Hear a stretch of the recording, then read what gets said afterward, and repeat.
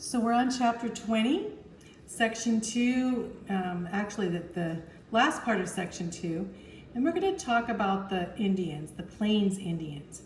The Plains Indians represented quite a few different tribes. These tribes we have listed here: Blackfeet, Cheyenne, Crow, Comanche, Sioux, Pawnee, and Omaha.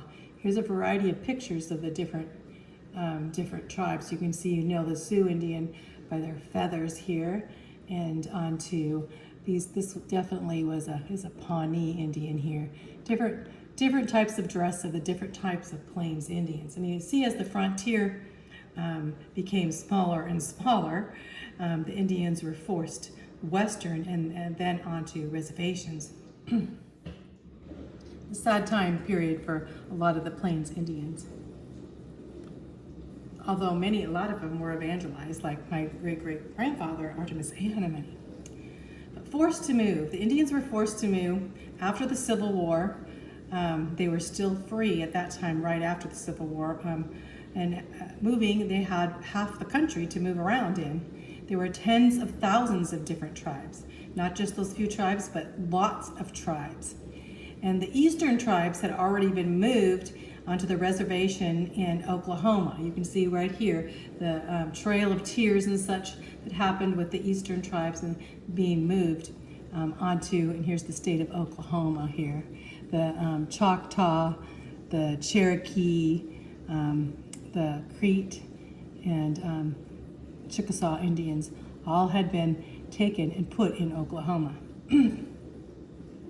So the other tribes were living a nomadic life. A lot of them had horses during the time back when but before the Mexican, when the Spanish came to the areas of South America and on to Mexico. We talk about Cortez. He brought horses, and so the horses roamed, freely. And of course, the Indians, a lot of them had many of those horses and learned how to ride them. Buffalo was the major supply of meat, clothing, their bows and arrows and tools and teepees. Everything was made from the buffalo. So here's a few pictures here. Indian problems. Well, of course there'd be problems in the midst of settlers moving west through the frontier. The first settlers greeted them in peace. We see, of course, the Pilgrims came, hunters and trappers between 1820 and 1830 actually greeted, and prior to that, there were some uprisings, but the first settlers that came greeted the Indians, and some of these, especially the French fur trappers, would take Indian wives even. And so at this time, there wasn't a lot of clashes going on. So, in fact, the Indians harmed very few wagon trains at this time. When the gold rush happened in 1859, thousands of prospectors came to Colorado. And during this time, there was many uprisings as the prospectors and the wagon trains came, and they weren't too happy with the Native Americans, afraid of them, and they'd have a lot of scrimmages during that time. In 1851, the government guaranteed this land to Cheyenne and Arapaho in Colorado, and of course they found gold on it, so they moved them out. And so basically the Native Americans watched their land being taken away piece by piece. And many of the settlers cared very little for them. They just wanted to get them out of the way at that time. And also, the Native Americans were very susceptible to diseases, especially smallpox. In fact, smallpox killed thousands and thousands of Native American Indians. So you'll see the picture. Here's some flags put up for the Native Americans that had smallpox, telling people to stay away. Here we have pictures of in the beginning where the natives greeted and the friendship that happened. This is actually a picture of the Pilgrims here. And you can see the attack then, especially when the railroad came through, and then there were problems of many settlers coming. And you can see the attacks on the stagecoaches, the wagon trains, and the railroad trains even. So Here's a little picture drawing of one of the Indians drew of them having smallpox down. The destruction of buffalo and the broken promises. So there were 15 million buffalo that were hunted to extinction. 15 million. Thousands of them were killed for hides, for buffalo robes, and they were a fashion to bring back to the East and sell them.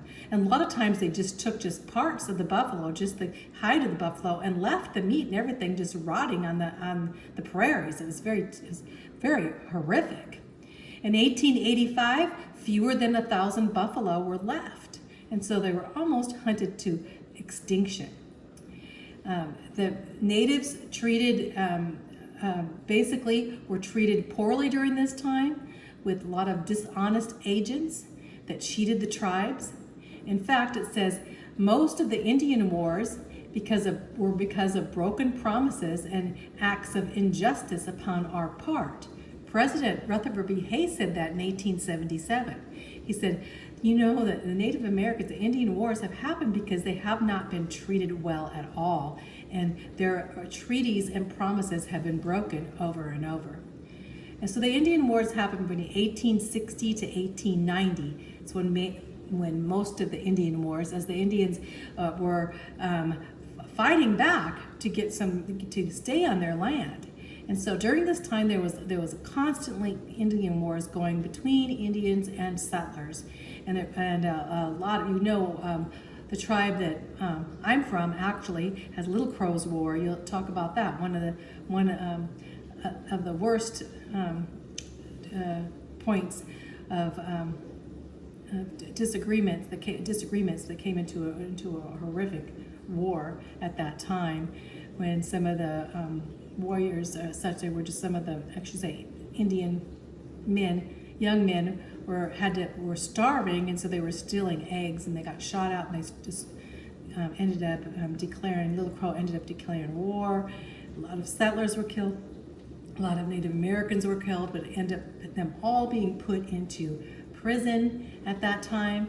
And my great-grandfather was actually one of them put in prison. They had a mass execution, the only mass execution in the United States of America, of 38 men at the same time. But anyway, we'll go on and I'll tell you more about Artemis A. Hennemany. But he actually became in fact, the whole tribe practically became Christians at that time. And in prison, most of the men, Native Americans in prison, came to the Lord, and some of them became diehard evangelists to the Native American people. So, and the Native Americans at this time did have swift ponies, and they had a knowledge of the land, and so they were formidable foes against a lot of the United States Army, that had come, to attack them in the midst of these Indian wars. The Sioux Wars. That's I come from the Santee Sioux, so the Sioux Wars. Sioux were the most powerful of the Northern Plains, especially the Lakota. There was Lakota Sioux and there was a Dakota Sioux. Dakota Sioux were the tribe that I'm from, were more of the Minnesota area. The Lakota Sioux were the Plains Indians of South Dakota, Nebraska, Montana, that whole area. A lot of Sioux. The Bosman Trail was a famous trail that was attacked a lot. The Bosman Trail was for the trail to bring in, miners and settlers that came on this trail that went through Bosman, going through Wyoming and Bosman, Montana here. And you can see how the train came from Fort Laramie, how it winded up here. But it was called the Bloody Bosman because at that time, a lot of the settlers were attacked by the Sioux. And many times they were protecting their land. Red Cloud was his name. He was Sioux, 1822 to 1901 or 1909. He was a Lakota Sioux, and so he would actually, bring his braves and such, bring his warriors along this Bosman Trail. The Sioux were promised the possession of the Black Hills in South Dakota. And of course, again, they found gold in the Black Hills area. So gold was discovered in 1874. So the prospectors rushed into this land despite this land given to the Sioux as a forever. That was their holy land, the Sioux Holy Land.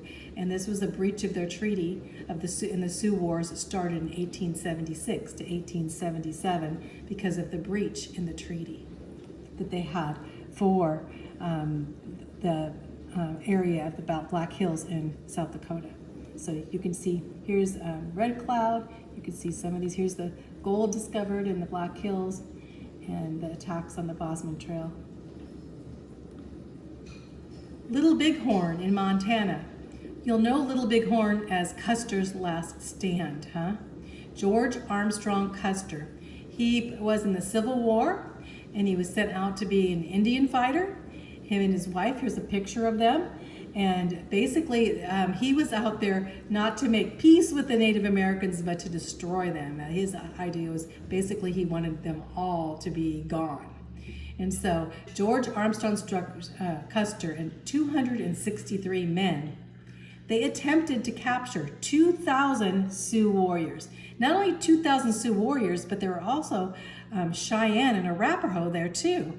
And so he didn't know there were so many, but he was he actually thought no big deal, because he thought that he was able to actually destroy 2,000 Sioux warriors as not a major problem for him. But of course, during that time, he was killed. Well, at this time, with these 2,000 warriors were some chiefs. We have the chief Rain in the Face, Crazy Horse, and Sitting Bull, the medicine man, the famous Sioux medicine man, were all there in the Battle of the Little Bighorn with Custer. Custer's last stand, all of his men died. 263 men died. And 1 year later, the Sioux would face defeat.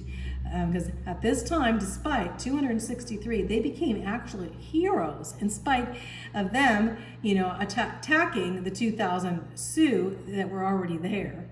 But anyway, it became a battle cry to many of the army and of the people that lived in the East, looking to say, oh, what happened to Custer? Poor guy. But anyway, 1 year later, the Sioux faced defeat. We'll find that out here. And several of the tribes had to return to their reservations. Sitting Bull retreated to Canada for 4 years. And later on, he would actually tour for a while with the Buffalo Bill Cody Show in 1885. And we'll find out more about Sitting Bull's death, which is really sad. And we'll find out a little more about Crazy Horse, too. So here's some pictures. Here's a picture. Here's a picture of Sitting Bull with Custer on here, or not? No, this is not Sitting Bull. Custer. This is Sitting Bull and Wild, in the show Buffalo Bill. So this is Sitting Bull and Buffalo Bill. They would never take a picture, but Buffalo Bill was playing Custer in acting it out. And so he would say that he would be acting as Custer, and they took a picture, but Custer by that time was long gone. The Nez Perce in Idaho. In 1877, the Nez Perce put forth a violent effort to protect their land as their land was being taken. This Chief Joseph, and he was a Christian actually, but he stood up to protect his land, and they actually won several battles. Chief Joseph led his warriors and his women and children into Canada to retreat. So basically he's running away as they were going to come in and kill the whole tribe, and they ran into Canada. Just 40 miles to the border, they were captured by federal troops, and then they were all moved into a reservation, the Nez Perce Reservation. One of the things that Chief Joseph said, he said, "I am tired of talk that comes to nothing. It makes my heart sick when I remember all the good words and all the broken promises. There has been too much talking about men who had no right to even talk. It does not require many words to speak the truth. Basically saying, why don't you guys speak the truth to us? Pretty sad. Apache in the Southern Plains were having the same type of problem. In New Mexico, Arizona, they did not give up their land in the midst of this at this time until Geronimo, their leader, Geronimo, here's a picture of Geronimo here, he lived 1829 to 1909, that he was captured finally in 1886, and they brought him and put him in a Florida prison, and then moved him around in the prison system. So I think he was quite a few, 30 years or 40 years in prison maybe, so at this time. So here's a picture of Geronimo. He was a hero to the Apaches. It's one of the things that he said here. He says, I was no chief and never had been, but because I had been more deeply wronged than others, the honor was conferred upon me, and I resolved to prove worthy of the trust. Geronimo. So he said, I wasn't even a chief, but everybody put me as a chief. Because he had been wronged, his family had been killed, he stood up for the Apache people.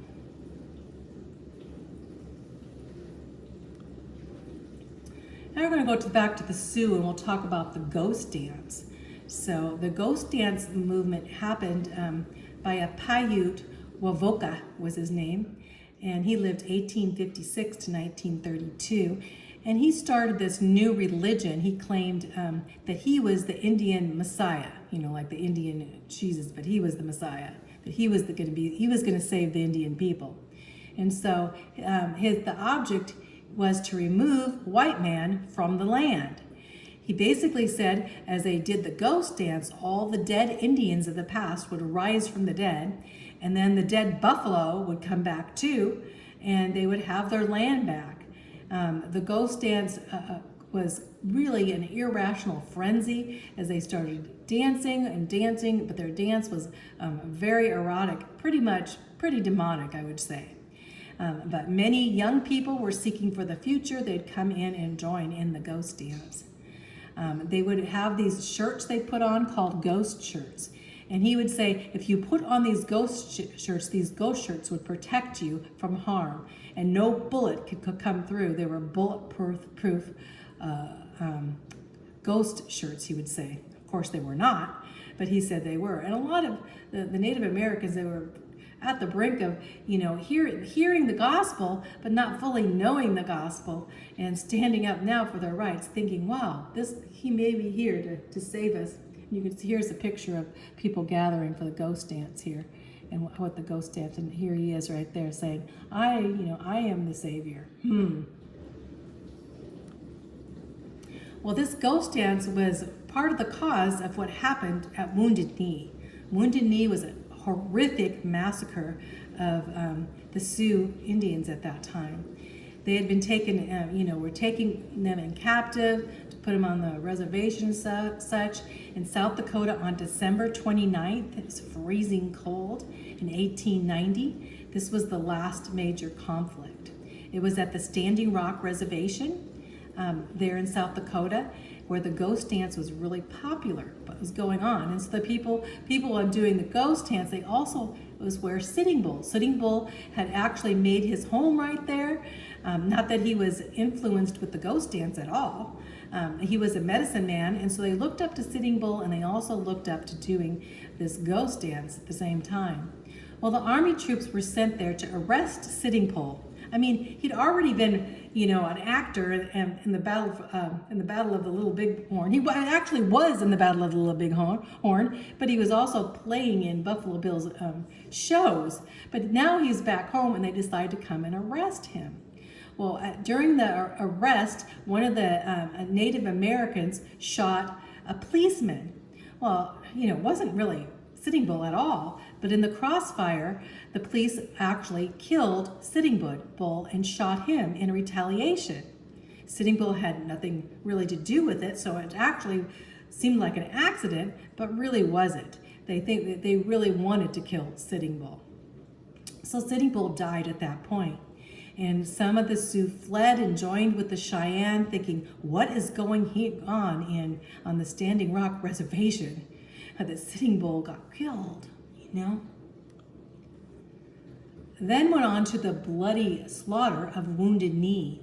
So at Wounded Knee, the federal troops started taking captives and making sure they had no weapons, like taking away if they had a gun, even if they had a gun for hunting, or even if they had a knife, they were trying to take away weapons. Well, like I said before, a lot of the men had already went to the Cheyenne to tell them what was actually going on, or they weren't there at the time. So in the camp was a lot of old men and women and children.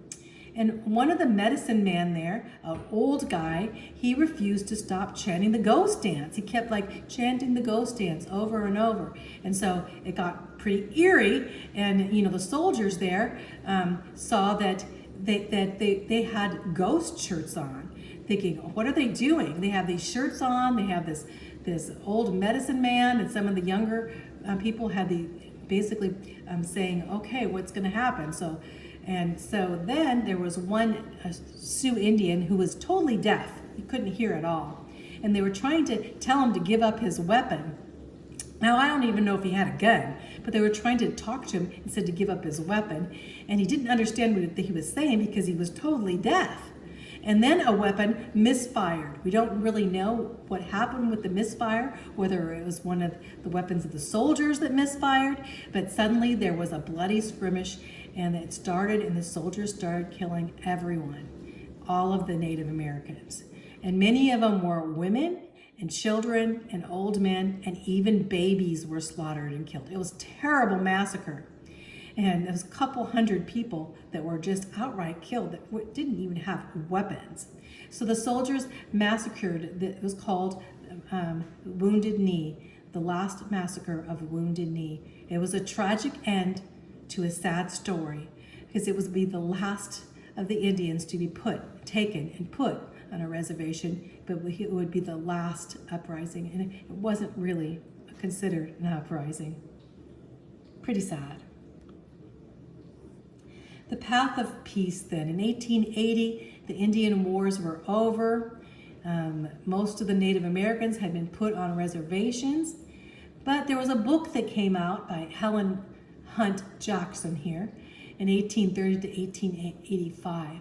And she wrote The Century of Dishonor, saying how the Native Americans had been treated unjustly. And as she put this book out, a lot of people were realizing what had been done and what had done, especially about Wounded Knee. So here she wrote, she exposed the shameful way of the United States government and the Army, how they had treated the Indians. And basically, she looked to Congress to make amends for their treatment. So anyway, in her book, you can still read that book. You can read a lot of the atrocities, the way the Native Americans were treated back then. Pretty sad. The Dawes Act. The Dawes Act is what Congress put up, and they tried to do a good thing, but they didn't really understand the culture. So the Dawes Act that broke up the tribal lands, tried to break them up into separate plots. And they said basically a family could take 160 acres of the land, and but each of these men that took this land for their families would have to live independently from the tribe. And they'd actually have to become a United States citizen, and they could not speak their language and such. They had to basically come out of their tribal environment.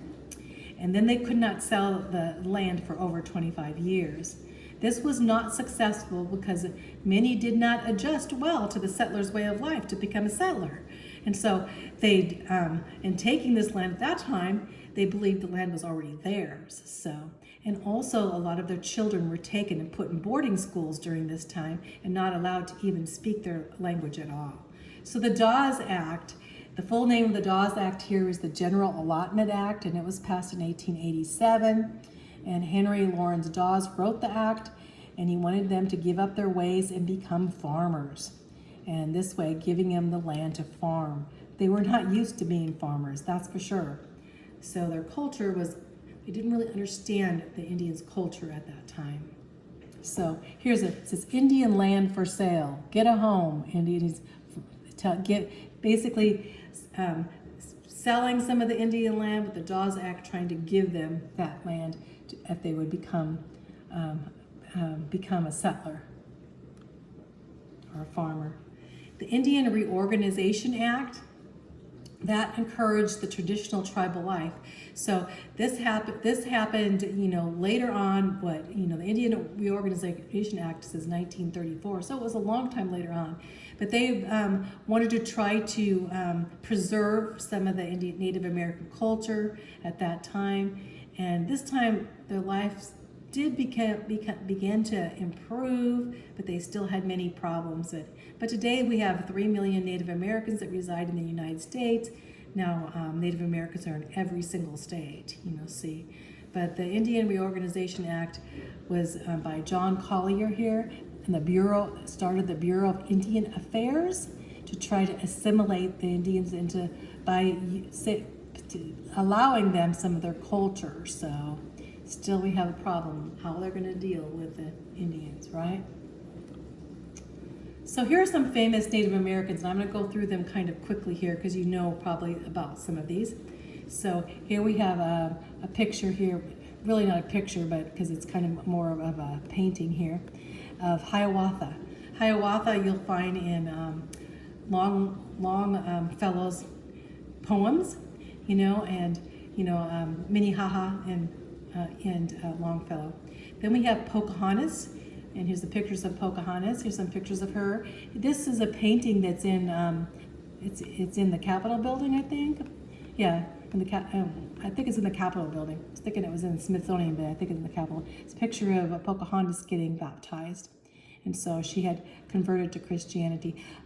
Pocahontas was a Powhatan woman that basically, the legend of her saving Captain John Smith, which we don't know was really true, to this point, but she did marry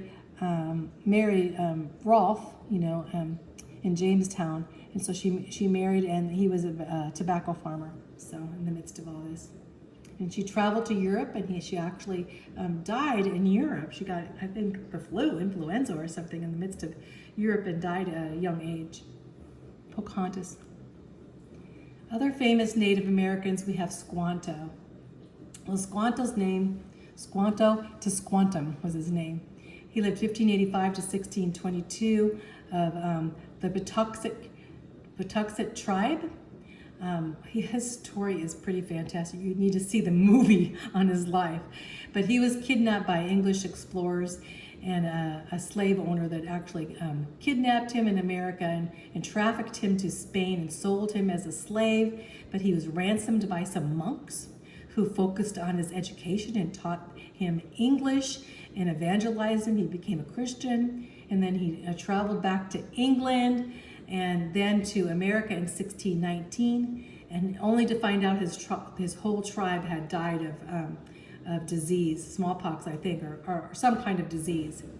Well, he befriended the Pilgrims on the Mayflower, and he played a crucial role in the Pilgrims' life of the Mayflower because he spoke English and could translate. And he lived with the Pilgrims for like 20 months, and he was their interpreter and their guide. He introduced the settlers to the fur trade and planted and fertilized the crops there, giving seeds to the Pilgrims. The seeds that they brought did not grow in America, so he ended up giving them new seeds, teaching them how to plant, and actually saving the Pilgrim's life. And later on, he died of what's called Indian fever. He died pretty young too in the midst of this. That's what Bradford back then records his death. Squanto. Other famous Native Americans,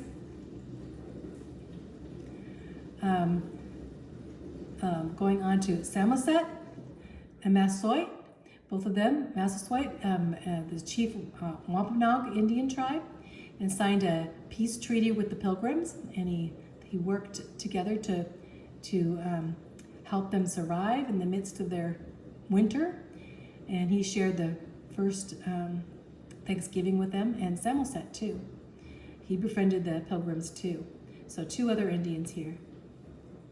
Massasoit, and Samoset.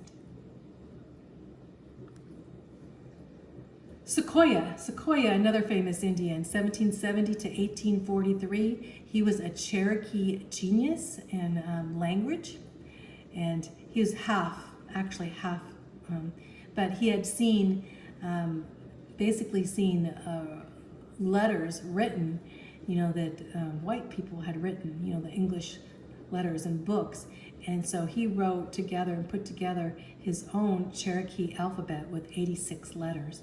And he published his Cherokee books in their own language in newspapers. And he even put together a constitution for the Cherokee Indians. Quite a famous Native American.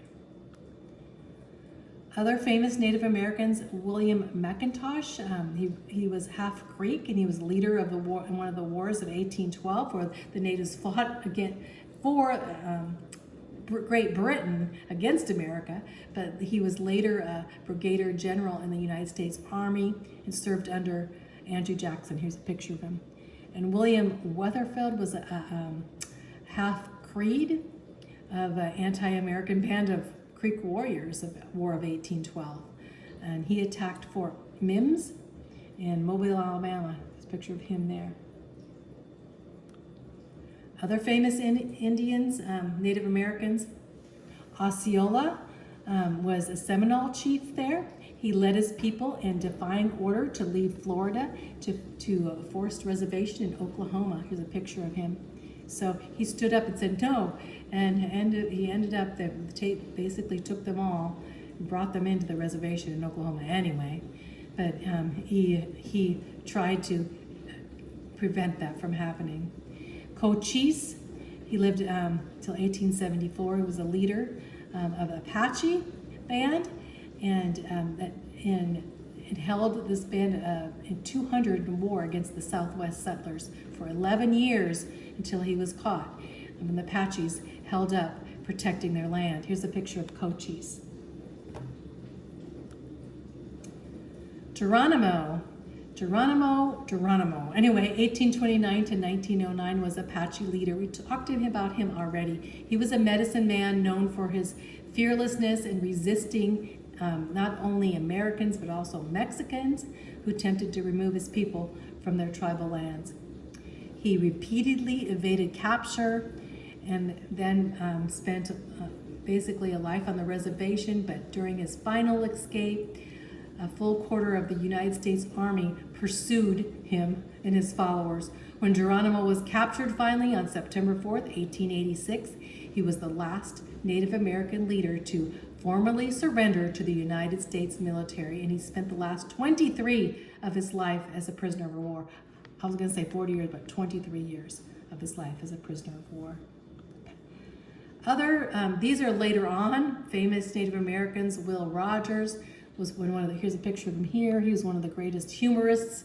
He was called the cowboy philosopher, and he was, I think, half Native American. And then, of course, we have Jim Thorpe, 1885 to 1953, and he was the greatest all-around athlete in the history of the United States. He was an Olympic track runner and field champion. He was a professional football player, some pictures of him, and he also was in the Football Hall of Fame. He was a Major League Baseball player too, and he was great-grandfather of Black Hawk. Crazy Horse was probably one of the most famous Sioux Indians, and he never really got his picture taken. Probably because he had a deformity from, I think, being shot on his face. But anyway, he just didn't get his picture taken. He felt like that would take his spirit away. Crazy Horse was born in the Black Hills of South Dakota in 1841. He was the son of an Ogallala Sioux shaman, and so that was a type of medicine man. And his dad was also named Crazy Horse.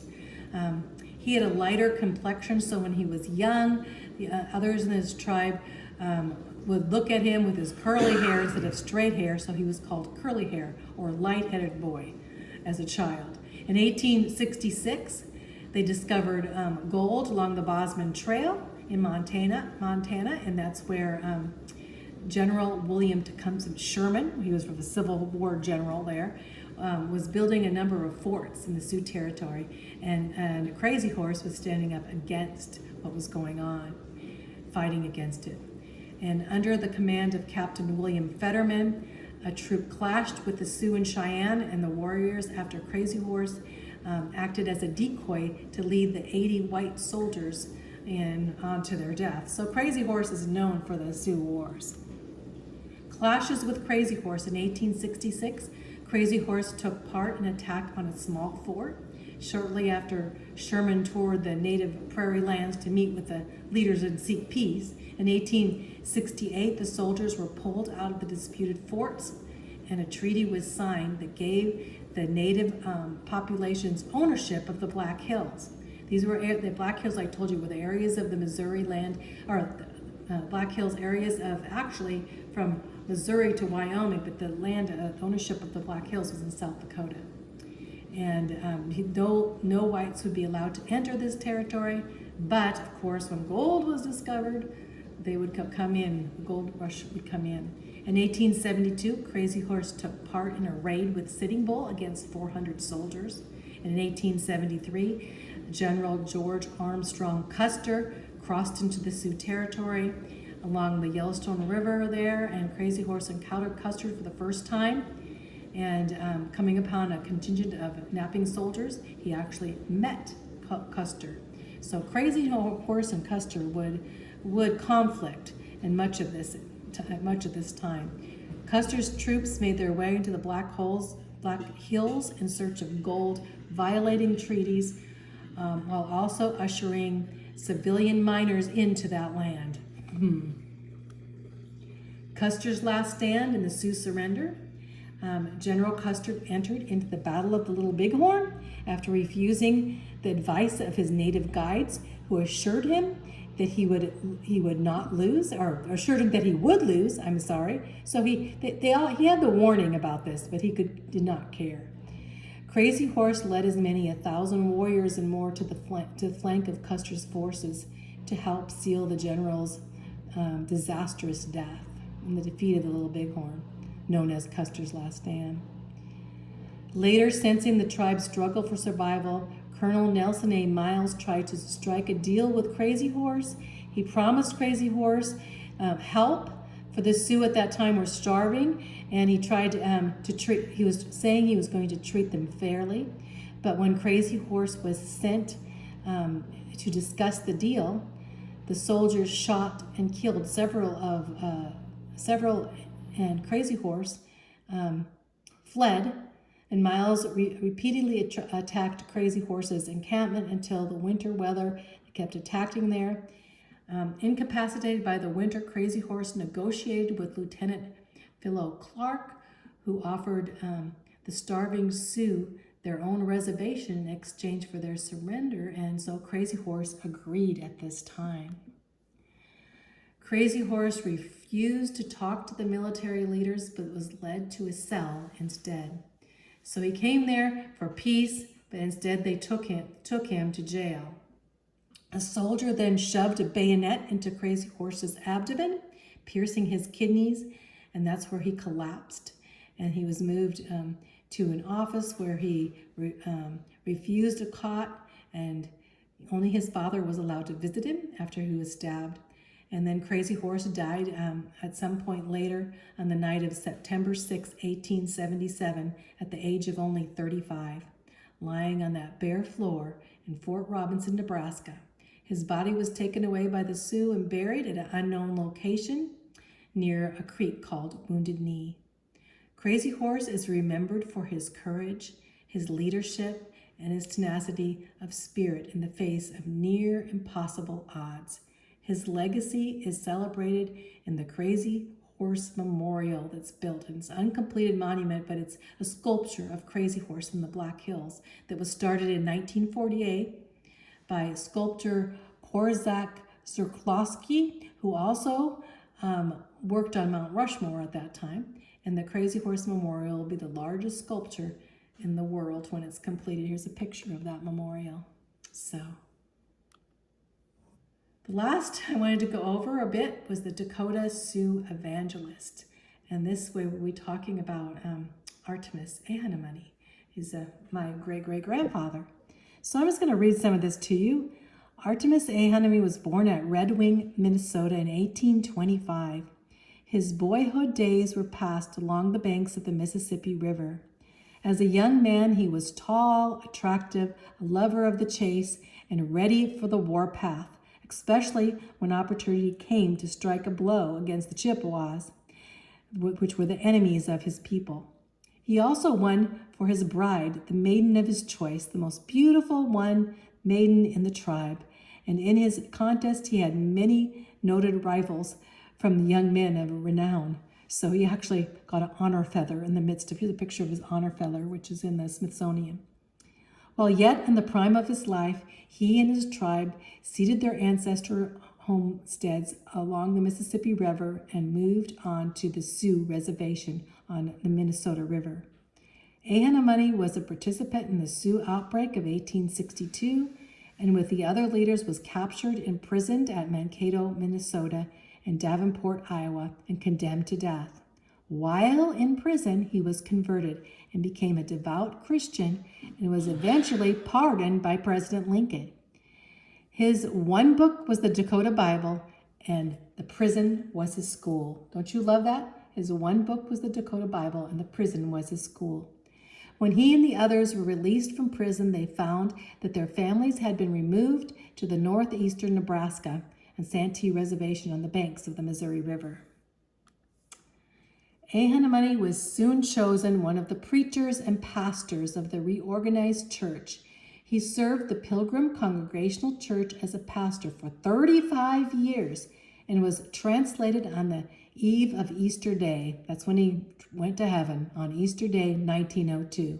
His wife also became a Christian and in many ways a helper in his work. Ahanamani was an out-and-out Christian. His faith was genuine. His experience was real.